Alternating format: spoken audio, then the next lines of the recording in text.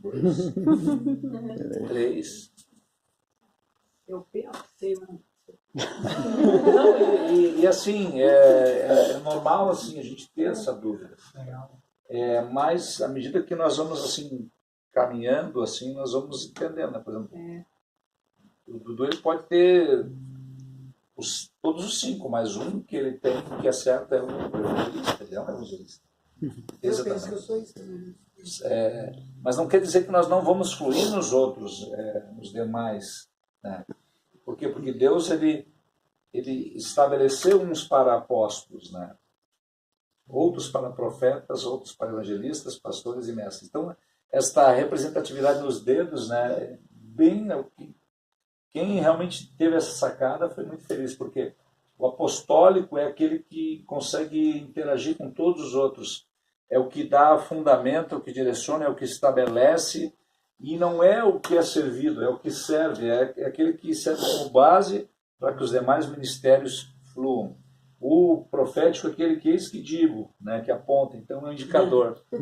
Então é isso que digo. O evangelista é esse dedo maior que ele está no meio de todos, é o maior. O evangelista é aquela pessoa que quer convidar todo mundo, e ele incomoda mesmo, ele é o chato aquele, vamos lá, vamos, daí a pessoa fica, puxa, vou ter que ir, porque já me convidou 10 vezes. Esse cara sou eu, né? Já está ficando chato. Já descobri a chamada. Já está ficando chato, eu vou ter que ir e tal. E aí a pessoa vai, Deus toca e ela é, né, realmente.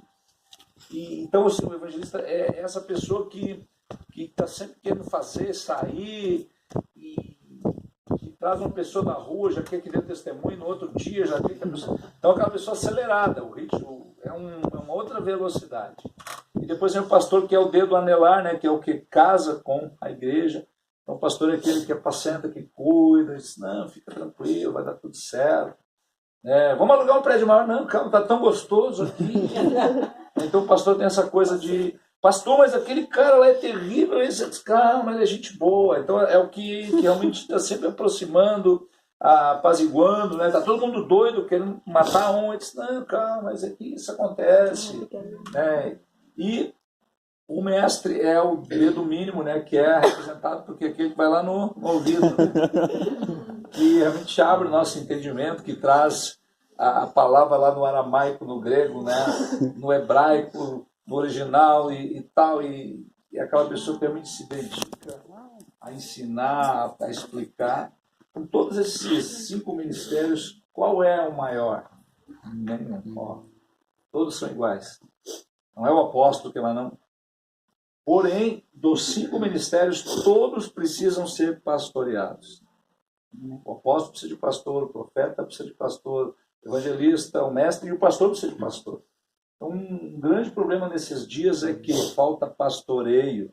Então, há muitos profetas que acabam se desalinhando porque não estão comprometidos com a instituição igreja.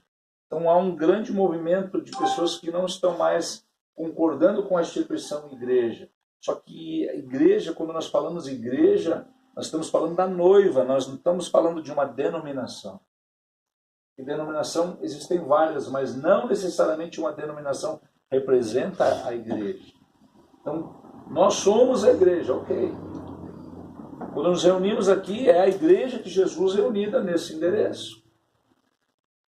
Então, a estrutura, ela serve para proteger o corpo. Então, essa sala está nos protegendo da chuva. Algumas pessoas, não, mas não é para fazer, não, eu sou contra a igreja, né? Tem gente que é contra tudo e todos, né? Parece até o PSOL, né? Que qualquer coisa é contra.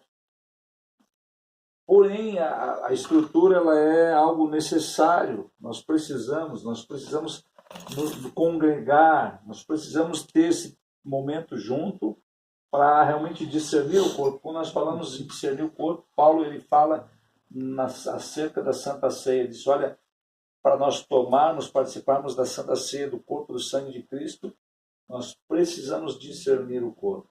Então aqui hoje nós estamos o quê? Discernindo o corpo.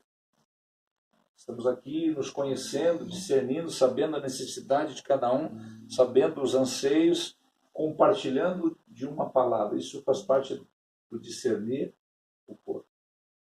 Então nós precisamos nesses dias nos posicionarmos nesse grande exército de Cristo, e ele tem chamado, né, um batalhão, pessoas nesse lugar, nessa cidade, com um propósito.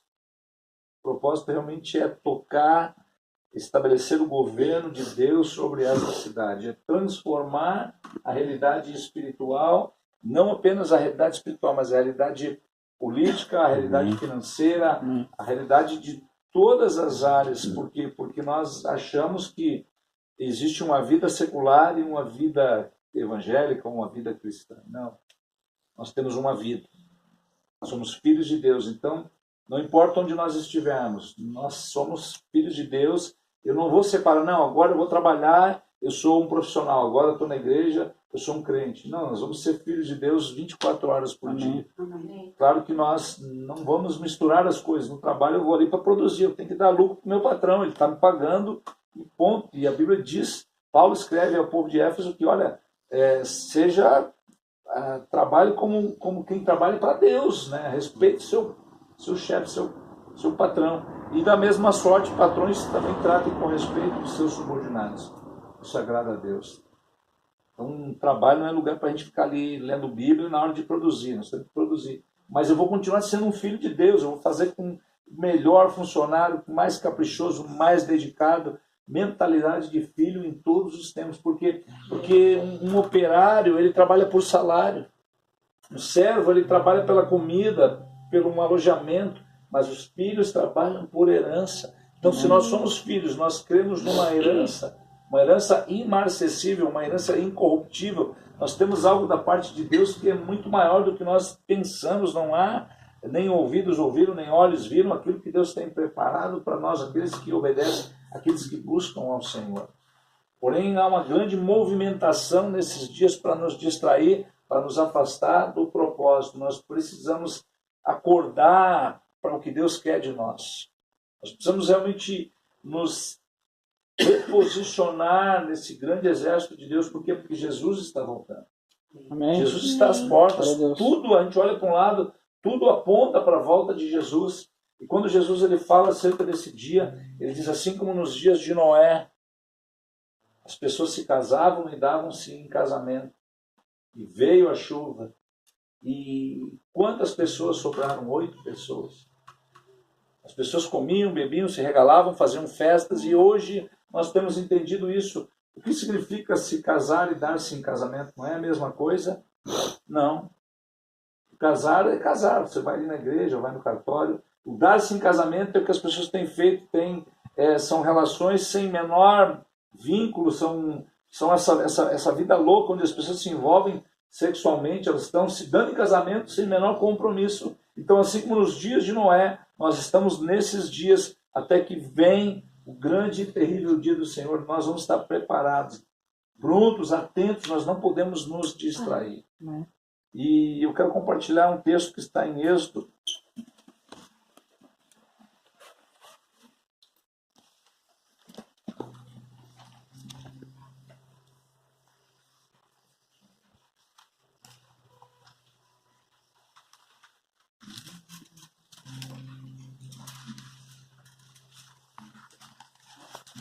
Esse capítulo 1.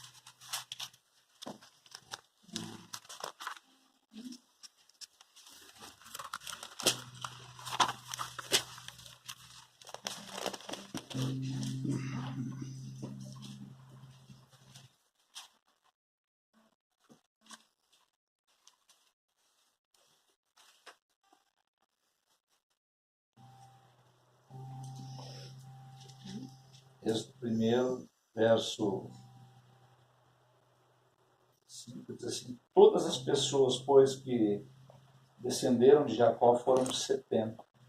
José, porém, estava no Egito. Faleceu José e todos os seus irmãos e toda aquela geração. Mas os filhos de Israel foram fecundos e aumentaram muito e se multiplicaram grandemente e se fortaleceram de maneira que a terra se encheu deles. Entremente se levantou um novo rei sobre o Egito que não conhecera a José. E ele disse ao seu povo: eis que o povo dos filhos de Israel é mais numeroso e mais forte do que nós. Eia, usemos de astúcia para com ele, para que não se multiplique, seja o caso que, vindo a guerra, ele se ajunte com os os nossos inimigos, peleje contra nós e saia da terra. Os egípcios puseram sobre eles feitores de obras para os afligirem com suas cargas, e os israelitas edificaram a Faraó as cidades celeiros de Pitom e Ramsés. Mas quanto mais os afligiam, tanto mais se multiplicavam, tanto mais se espalhavam, de maneira que se inquietavam por causa dos filhos de Israel. Então os egípcios, com tirania, faziam servir os filhos de Israel, e lhes fizeram amargar a vida com dura servidão em barro e em tijolos, e com todo o trabalho no campo, com todo o serviço em que na tirania os serviam. Nós tiramos de lição nesse texto é que sempre que há um propósito a se cumprir, o inimigo ele tenta nos distrair, nos tirar do propósito. E aqui o povo estava muito próximo de ser liberto, de ser sacado, arrancado do Egito. O Egito é esse lugar onde nós vivíamos de pecado, de escravidão, onde nós éramos prisioneiros de Satanás. E à medida que o povo aqui estava se acordando, estava sendo preparado para o cumprimento de um propósito, o povo estava se multiplicando, o inimigo começa a dar mais e mais atividade para essas pessoas. E não é diferente nos nossos dias, são dias onde nós temos trabalhado. E aqui diz que quanto mais eles estavam para se multiplicar, mais aqueles homens colocavam tarefas e mais tarefas para afligi-los, para prejudicá-los, para que eles não cumprissem aquilo que Deus queria para eles. Então são dias onde nós estamos tão envolvidos com coisas, e nós não temos mais parado para ler, para orar, para buscar a face de Deus. Então há uma sobrecarga sobre os seres humanos nesses dias. E de fato, coisas que são boas acabam se tornando prejudiciais. Aqui nós lemos que o povo estava fazendo as cidades celeiros de Pitom, de Ramsés. Aquilo que foi bom alguns anos atrás, quando José era governador do Egito, eles fizeram os celeiros, eles salvaram toda a população da terra, não apenas do Egito, mas de toda Canaã, de toda a terra, de todo o povo antigo. Os celeiros foram para abençoar, os celeiros foram para guardar uma produção, e agora nesses dias os mesmos celeiros que foram bênçãos em alguns anos atrás estavam sendo maldição. Ou seja, coisas que são bênção para nós podem sim se tornar maldição. Hoje nós usamos as redes sociais que são bênção, que podem nos aproximar de Deus, que podem nos aproximar das pessoas, porém isso acaba se tornando em maldição. Por quê? Porque nós estamos presos, estamos ali horas e horas e horas envolvidos, e se nós fôssemos computar o quanto nós passamos durante a semana presos no WhatsApp, a uma rede social, a um Instagram, a um Face, a um Twitter, seriam horas e horas, nós vamos ficar apavorados. E nós não nos damos conta, ou seja, estamos sendo afligidos por uma sobrecarga e nós não paramos para ler a palavra de Deus. Por quê? Porque a Bíblia é preto e branco, e a gente vai no YouTube, a gente vê pregações, a gente vê tantas coisas, tantas palavras, porém nós estamos com uma enxurrada de informação, mas nós não estamos tendo direção, nós não estamos tendo um projeto que nos guia a um propósito. Informação de todos os lados, informações desencontradas, e não necessariamente coisas malignas, mas várias correntes de opinião que nos confundem ao invés de nos alinhar. Então nós precisamos ter claro qual é a nossa missão, nós precisamos ter claro o que eu vou fazer, como fazer e com quem fazer. Porque todos nós recebemos um chamado da parte de Deus. A questão é o tempo? Ok, é o tempo. É do jeito que eu estou fazendo? É desta forma? Então aquilo que era bênção para Israel acaba se tornando em maldição. Os mesmos celeiros que foram maravilhosos, salvaram a população, agora estão escravizando aquelas pessoas, e quanto mais eles iam crescer, avançar, mais o inimigo sobrecarregava eles com toda sorte de trabalhos. Ou seja, Satanás, o inimigo das nossas almas, ele quer que nós fiquemos presos às coisas da terra. Então, se nós queremos nesses dias estabelecer algo da parte de Deus, nós precisamos nos desvincular ao máximo dessas coisas que são bênção, mas no excesso se tornam maldição. E nós precisamos conhecer buscar a face de Deus. E como eu vou conhecer, como eu vou buscar? Através da sua palavra. Através de um tempo de realmente de busca, de leitura, de oração. Por quê? Porque nós estamos tão ocupados. Nunca o ser humano teve tanta informação. Uma criança de 8, 9 anos, ela tem mais informação do que um rei da Idade Antiga. Só que o fato de uma criança ter informação não significa nada. Por quê? Porque não tem vivência, não tem discernimento, não tem entendimento. Então, o certo é que as crianças, né, de uma idade de 8, 9 anos são facilmente ludibriadas por um estranho que vem, se aproxima e acaba convencendo. E nós achamos, puxa, as crianças são inteligentes, elas pegam o celular, elas fazem tudo. Eu tenho um sobrinho neto acho que não tem 2 anos ainda, 1 ano e meio, né, pai? Ele pega o celular, ele pula as propagandas, os anúncios, ele seleciona o que ele quer, e a gente pensa assim, uau, que inteligência. Não, isso não é inteligência, isso é conhecimento, isso é prática. Ele decorou aquilo ali, assim como as outras crianças, elas decoram a sequência, decoram aquelas chaves de movimentação, mas isso não significa que elas são inteligentes, elas têm informação. Só que nós precisamos entender que Deus espera muito mais do que nos dar informação. Ele quer de nós uma intimidade, vamos dizer assim, um relacionamento. Deus é um Deus de relação, de relacionamento, de intimidade. A religião, ela nos privou, ela nos colocou no lugar onde nós nos vestíamos de acordo com o grande grupo, falávamos o evangeliquez, fazíamos aquela sequência, como as crianças, nós decoramos aquela sequência ali, naquele ambiente, nós falamos tais palavras, nos comportamos assim, batemos palma, cantamos os hinos, mas não nos relacionamos com Deus. E o que Deus tem para este lugar, para essa cidade, requer muito mais do que informação, muito mais do que conhecimento. Requer intimidade, requer posicionamento. Precisamos nos posicionar, precisamos sim, nesses dias, nos desvencilhar de todas essas coisas que nos distraem. E eu confesso que não é fácil, porque realmente é muito atrativo, são informações que são boas. Agora, em épocas de política, vem vídeo disso, vídeo daquilo, e vai acabar o mundo, e vai não sei o quê, e estão fazendo, vão matar, e a gente fica ali tão distraído com essas coisas, a gente não para ler a Bíblia, a gente não para orar, a gente não para meditar na palavra de Deus. Deus, ele está no controle de todas as coisas. Deus não saiu para dar uma volta e quando voltou, ele olha para a terra e diz, o que eu fui fazer? Não, Deus é soberano, Deus é perfeito, tudo está dentro de um projeto, tudo está dentro de um plano de Deus. Então vamos nos posicionar dentro desse plano, vamos fazer parte desse projeto de Deus, porque se nós não nos posicionarmos, Deus vai chamar outras pessoas. Deus, ele não vai parar em ninguém. Não vai parar em nós, ele vai sim dar continuidade do seu projeto.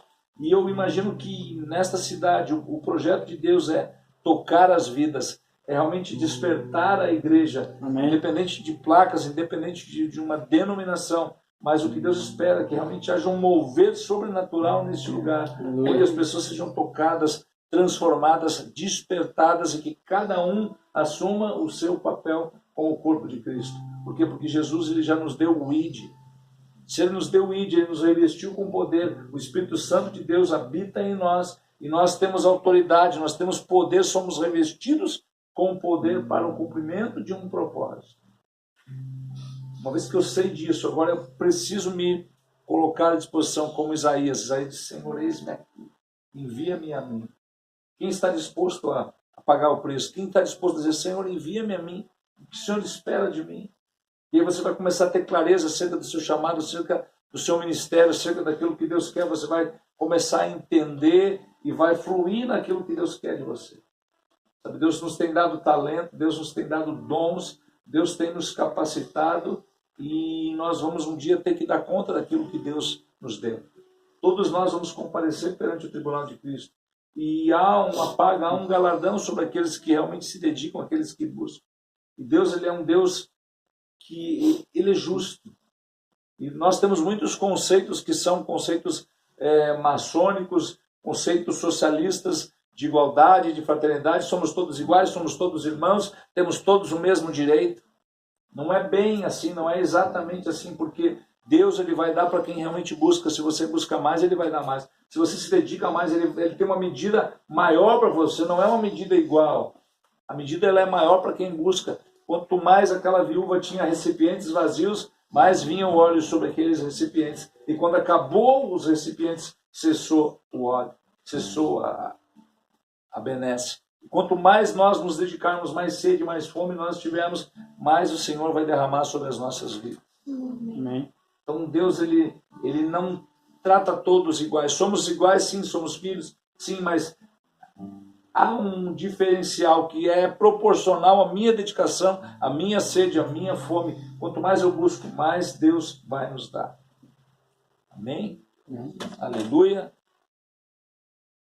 Mateus 11, 28.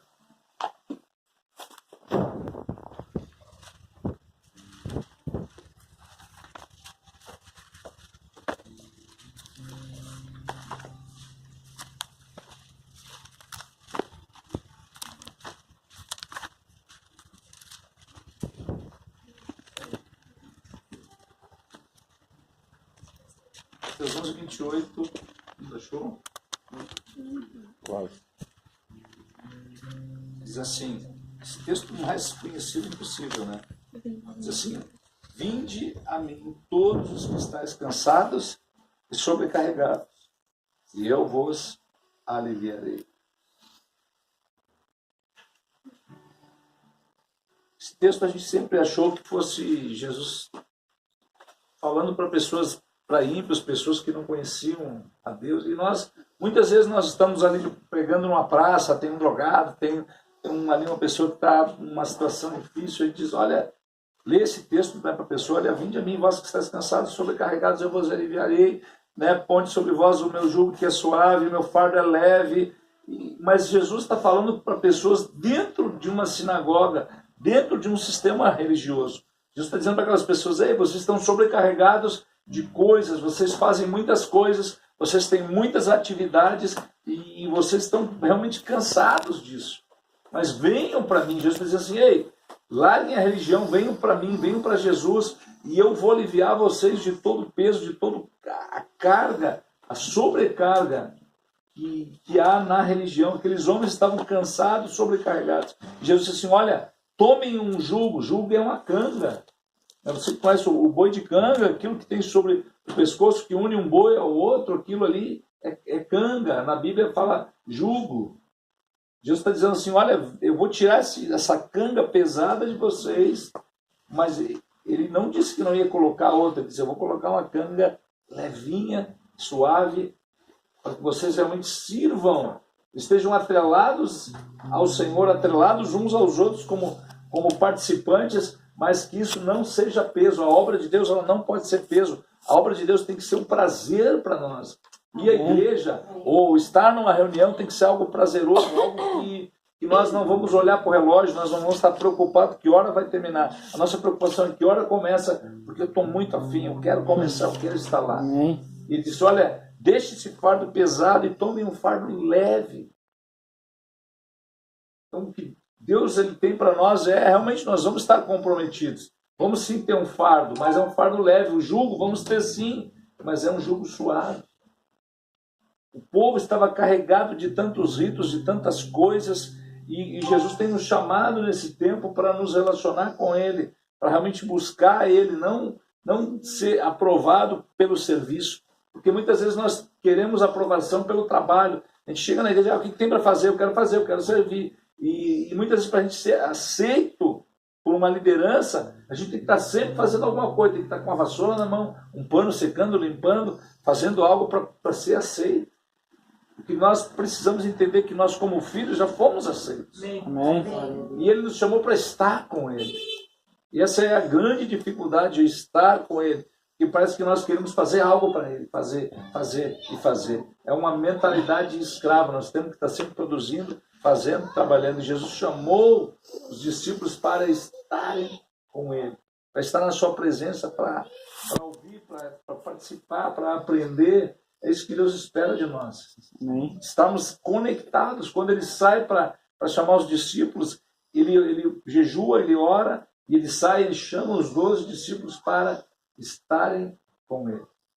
para estar na sua presença, para aprender, para ouvir. Então, que nós precisamos entender isso, não é o quanto eu faço, mas quem eu sou, o quanto eu estou disposto a abrir mão do meu tempo para estar com Ele, para ler, para aprender, para buscar o conhecimento. Porque se nós não buscarmos conhecer através da leitura, sabe, que intimidade nós vamos ter com Deus. Ele nos deixou uma carta de amor, a palavra de Deus, Ele nos deixou algo maravilhoso, que expressa quem Ele é, que é a palavra, e nós não lemos. Sabe, a grande luta nesses dias é a leitura da Bíblia. Por quê? Porque vai ler dá sono. E por que dá sono? Porque nós estamos tão envolvidos com as coisas e fazendo, e fazendo, e fazendo. A nossa cabeça tem tanta informação, e a mesma coisa, você tem o seu celular, ele tem uma capacidade de memória, seja de 16, 32, 12, os mais antigos tinham menos. Eu, quando comprei esse iPad aqui, isso faz 4 anos, a memória é 16. Meu, que memória, 16. Hoje qualquer celularzinho tem o dobro. E por que precisa ter mais memória? Porque é muito vídeo, muita foto, muita informação visual. E o nosso cérebro, como que é o nosso cérebro?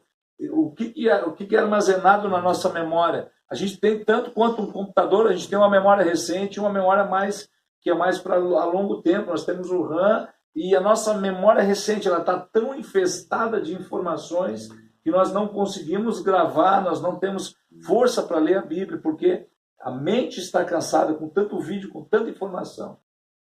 Então é um tempo que nós precisamos fazer não é nem mandar para a nuvem, é banir da nossa mente todo esse lixo, é pegar e botar tudo para a caixa da lixeira e deletar para sempre. Tanta informação, e nos dedicar nesses dias realmente eu vou ler 3 capítulos por dia, doa quem doer, não importa se é de manhã, se é de tarde, se é de noite, sabe? Eu vi a história de um homem que, para não dormir enquanto lia a Bíblia, ele pegava uma bacia com água, botava gelo dentro, botava o pé dentro. Eu vou ler, não vou dormir. Porque, claro que quando a gente chega a parar para ler a Bíblia, já está no final do dia. É que nem a gente para orar no final do dia. É óbvio que a gente vai dormir. Eu tenho uma facilidade de ficar de joelho, eu não tenho dor no joelho. Então, se eu ficar de joelho tarde da noite, quantas vezes já dormi na beira da cama de joelho? Mas é o que Deus espera, a gente dá o resto do nosso dia para Ele. Não seria melhor dar as primícias? Então, eu quando trabalhava no aeroporto e saía cedo de casa, por mais atrasado que eu tivesse, eu dobrava meu joelho ali na sala, no sofá, e eu tirava um tempo de oração.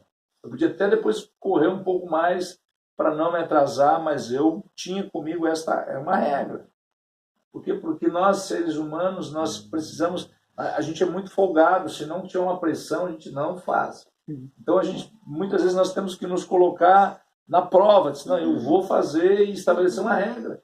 Por quê? Porque a regra ela é feita quando há quebra de princípios, quando há uma desobediência. Então, a regra não é tão ruim. A regra vem para trazer a correção do problema. E quando nós geramos um hábito saudável, não preciso mais da regra. Então eu crio uma regra para mim mesmo. Eu vou ler todo dia, vou orar todo dia, não importa, eu vou me levantar 10 minutos mais cedo ou 15, e esse tempo vai ser para o Senhor, as primícias. O meu melhor momento do dia, eu vou estar ali me acordando e vou fazer isso. Então você cria uma regra, mas daqui a pouco aquilo se torna tão prazeroso que você vai pensar assim, poxa, eu vou levantar um pouco mais cedo para ter mais tempo com Ele. Por quê? Porque é tão bom, depois que a gente começa, a coisa flui. A questão é que nós estamos distraídos, o príncipe desse século, como aqui no livro de Êxodo nós lemos ali, o povo tinha algo maravilhoso, a terra prometida estava esperando, e agora o inimigo começou a botar coisa, tijolos, trabalho. Essa representação dos tijolos fala de um sistema da terra, fala de coisas construídas pela mão de homens, não é algo de cima para baixo, é algo de baixo para cima, é um princípio babilônico, onde o homem, para ser reconhecido, ele começa a estabelecer uma torre feita com tijolos. Gênesis capítulo 11 fala muito claro disso, o ser humano queria ser conhecido, queria notoriedade, queria realmente ter um nome célebre sobre a terra, então começaram a construir algo para que o nome deles fosse reconhecido. E Deus vem e acaba com tudo, porque não era o propósito de Deus. O propósito de Deus é que o homem dominasse sobre a terra. Nós somos gerados para exercer governo. A palavra eclésia que significa igreja, em Mateus 16:16, quando questionar